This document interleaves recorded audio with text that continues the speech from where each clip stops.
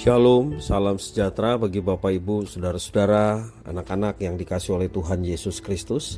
Berjumpa kembali bersama saya Pendeta Eka di dalam renungan firman Tuhan pada hari ini, Sabtu 17 September 2022. Sukacita dan damai sejahtera dari Tuhan Yesus kiranya menyertai hidup kita sekalian. Puji nama Tuhan. Sampai pada pembacaan firman Tuhan hari ini, kitab Yesaya pasal yang ke-19. Kiranya firman Tuhan yang kita baca dan renungkan sungguh memberkati hidup kita sekalian. Bapak Ibu Saudara-saudara, sebelum kita akan merenungkan bagian firman Tuhan hari ini, kita akan berdoa. Tuhan Allah Bapa di surga, di dalam nama Tuhan Yesus, kami sungguh bersyukur dan berterima kasih kepada Tuhan yang memelihara hidup kami sampai hari ini. Juga atas firman Tuhan yang menjadi penerang dalam hidup kami. Kami mau hidup berkenan kepada Tuhan. Karena itu firman Tuhan yang menguasai dan menolong kami untuk menjalani kehidupan sesuai dengan kehendak-Mu. Kami mohon pada saat kami membaca firman Tuhan, merenungkan, Roh Kudus memampukan untuk kami dapat mengerti apa yang Tuhan maksudkan. Juga Engkau menolong kami untuk kami dapat terapkan dalam hidup kami setiap hari. Terima kasih Bapa, inilah diri kami. Kami sedia belajar firman Tuhan. Demi nama Tuhan Yesus kami berdoa. Haleluya. Amin. Saya akan bacakan Yesaya 19, 1 sampai yang ke-25. Ucapan ilahi terhadap Mesir. Lihat, Tuhan mengendarai awan yang cepat dan datang ke Mesir. Maka berhala-berhala Mesir gemetar di hadapannya, dan hati orang Mesir merana hancur dalam dirinya. Aku akan menggerakkan orang Mesir melawan orang Mesir, supaya mereka berperang. Setiap orang melawan saudaranya dan setiap orang melawan temannya. Kota melawan kota, kerajaan melawan kerajaan. Semangat orang Mesir menjadi hilang dan rancangannya akan kukacaukan. Maka mereka akan meminta petunjuk pada berhala-berhala dan kepada tukang-tukang jampi, kepada arwah dan kepada roh-roh peramal. Aku akan menyerahkan orang Mesir ke dalam tangan seorang tuan yang kejam, dan seorang raja yang bengis akan memerintah mereka. Demikianlah firman Tuhan, Tuhan semesta alam. Air dari sungai Nil akan habis dan sungai itu akan menjadi tohor dan kering, sehingga terusan-terusan akan berbau busuk dan anak-anak sungai Nil akan menjadi dangkal dan tohor. Gelagah dan tebrau akan mati rebah. Rumput di tepi sungai Nil dan seluruh tanah persemaian pada sungai Nil akan menjadi kering ditiup angin dan tidak ada lagi. Para nelayan akan mengadu dan berkabung, yaitu semua orang yang memancing di sungai Nil. Semua orang yang menjala di situ akan merana juga. Orang-orang mengolah lenan akan mendapat malu. Demikian juga tukang-tukang tenun kain putih. Mereka yang menenun akan remuk hatinya. Segala pekerja upahan akan bersedih hati. 11. Para pembesar Zoan adalah orang-orang bodoh belaka. Para penasihat Fir'aun yang paling bijaksana memberi nasihat yang dungu. Bagaimanakah kamu dapat berkata kepada Fir'aun, aku ini anak orang-orang bijaksana, anak raja-raja zaman purbakala? Di manakah orang-orang bijaksanamu? Biarlah mereka mengumumkan kepadamu serta memberitahukan apa yang diputuskan Tuhan semesta alam tentang Mesir. Para pembesar Zoan bertindak tolol. Para pembesar Memphis sudah terperdaya. Para pemuka suku-suku mereka telah memusingkan Mesir. Tuhan telah mencurahkan di antara mereka suatu roh kekacauan dan mereka memusingkan Mesir dalam segala usaha, sehingga seperti seorang mabuk yang pusing waktu muntah-muntah. Dan tidak ada usaha Mesir yang akan berhasil yang dilakukan oleh pemimpin dan pengikut, oleh pemuka dan orang biasa. Pada waktu itu orang-orang Mesir akan seperti orang-orang perempuan. Mereka akan gemetar dan terkejut terhadap tangan Tuhan semesta alam yang diacungkannya kepada mereka. Maka tanah Yehuda akan menimbulkan kegemparan di antara orang Mesir. Dan siapapun yang teringat kepadanya akan terkejut mendengar keputusan Tuhan semesta alam yang diambilnya mengenai mereka.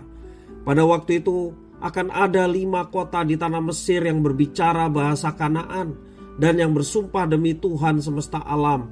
Satu di antaranya akan disebutkan Ir-Heres.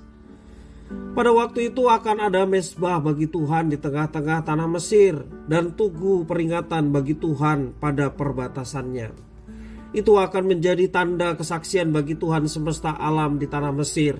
Apabila mereka berseru kepada Tuhan oleh karena orang-orang penindas, maka Ia akan mengirim seorang juru selamat kepada mereka yang akan berjuang dan akan melepaskan mereka. Tuhan akan menyatakan diri kepada orang Mesir dan orang Mesir akan mengenal Tuhan pada waktu itu. Mereka akan beribadah dengan korban sembelihan dan korban sajian, dan mereka akan bernazar kepada Tuhan serta membayar nazar. Tuhan akan menghajar orang Mesir, akan menghajar dan menyembuhkan, dan mereka akan berbalik kepada Tuhan dan Ia akan mengabulkan doa mereka serta menyembuhkan mereka. Pada waktu itu akan ada jalan raya dari Mesir ke Asyur, sehingga orang Asyur dapat masuk ke kota Mesir dan orang Mesir ke Asyur, dan Mesir akan beribadah bersama-sama Asyur. Pada waktu itu Israel akan menjadi yang ketiga di samping Mesir dan di samping Asyur, suatu berkat di atas bumi. Yang diberkati oleh Tuhan semesta alam dengan berfirman, "Diberkatilah Mesir umatku dan Asyur buatan tanganku dan Israel milik pusakaku." Bapak Ibu, saudara-saudara yang dikasihi oleh Tuhan, tidak satupun bangsa penyembah berhala yang mengabaikan kedaulatan Tuhan Allah Israel mampu bertahan. Mereka semua dihancurkan oleh Tuhan. Tuhan Allah memperhatikan bangsa-bangsa yang membangun kesombongan di atas kekuatan sendiri, dengan menindas yang lemah serta merendahkan kuasa dan kedaulatan Tuhan Allah Israel. Tuhan Allah muak dan murka terhadap mereka yang membangun kesombongan serta meremehkan kedaulatan Tuhan Allah Israel. Yesaya menubuatkan bahwa Tuhan Allah akan datang ke Mesir dan menyatakan penghukumannya. Penghukuman ini membuat mereka kehilangan nyali, kehilangan hikmat, bahkan akal budi. Tuhan Allah bahkan mempermalukan spiritualitas di Mesir. Para imam berhala Mesir kehilangan hikmat dan identitasnya, dan tindakan Allah menunjukkan bahwa Mesir tidak memiliki kemampuan dan kekuatan seperti yang mereka kira selama ini. Mesir mengalami ketakutan besar ketika mereka menyadari bahwa Tuhan Allah Israel lah yang menghukum mereka. Setelah masa penderitaan berlalu, bangsa Mesir mendirikan mezbah penyembahan bagi Dia. Seruan Mesir kepada Tuhan Allah melunakkan hati Allah, sehingga Allah mengutus seorang penyelamat. Dalam ayat yang ke-16 sampai 23, Allah memakai orang Yehuda untuk membawa Mesir kepada pertobatan. Demikian juga Asyur. Mesir beribadah kepada Tuhan bersama dengan Asyur.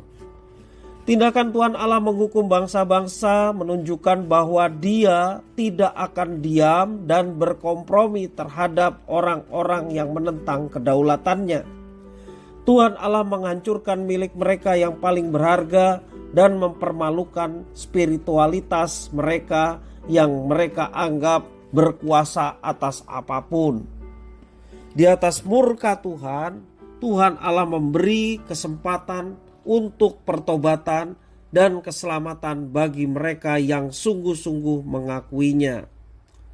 Bapak Ibu, saudara-saudara yang dikasihi Tuhan, dari pembelajaran firman Tuhan, apa yang harus kita lakukan agar kita tetap setia kepada Tuhan dan tidak melawan kedaulatan Tuhan? Yang pertama, kita mau berkomitmen untuk setia kepadanya dalam keadaan apapun.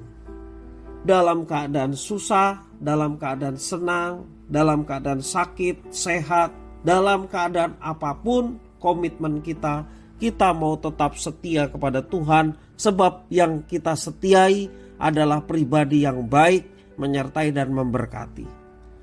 Dan yang kedua, bagaimana yang harus kita lakukan untuk tetap setia kepada Tuhan? Selain berkomitmen, yang kedua rela berkorban. Menjaga kesetiaan kepada Tuhan Yesus menuntut yang namanya pengorbanan, yaitu mengorbankan ego kita, lebih mengutamakan kehendak Tuhan daripada ego kita, daripada keinginan kita, daripada ambisi kita. Bapak Ibu Saudara-saudara, seseorang ataupun orang berdosa pasti dia menginginkan sesuatu yang menguntungkan dari dirinya. Apapun yang dia kerjakan, orientasinya adalah diri sendiri. Orang yang mau setia kepada Tuhan, dia harus rela berkorban, mengutamakan apa yang Tuhan mau daripada yang dirinya mau. Dan yang ketiga, Bapak Ibu Saudara, bersedia menderita. Mempertahankan keyakinan kepada Tuhan Yesus berarti membiarkan kita menghadapi penolakan dari dunia, dan itulah penderitaan. Jadi ketiga hal ini, untuk kita setia kepada Tuhan, berkomitmen untuk setia kepadanya, rela berkorban, dan bersedia untuk menderita, menjadi bagian setiap orang yang mau setia kepada Tuhan dan menjalankan apa yang diperintahkannya. Mari kita menjaga kemurnian hati kita, menjaga keutuhan iman kita, sehingga kita mampu menjunjung kedaulatan Tuhan di atas kehidupan kita.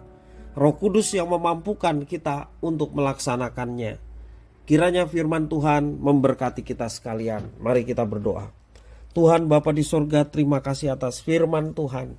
Mampukan kami untuk menjunjung tinggi kedaulatan Tuhan lebih dari segala apapun, termasuk diri kami.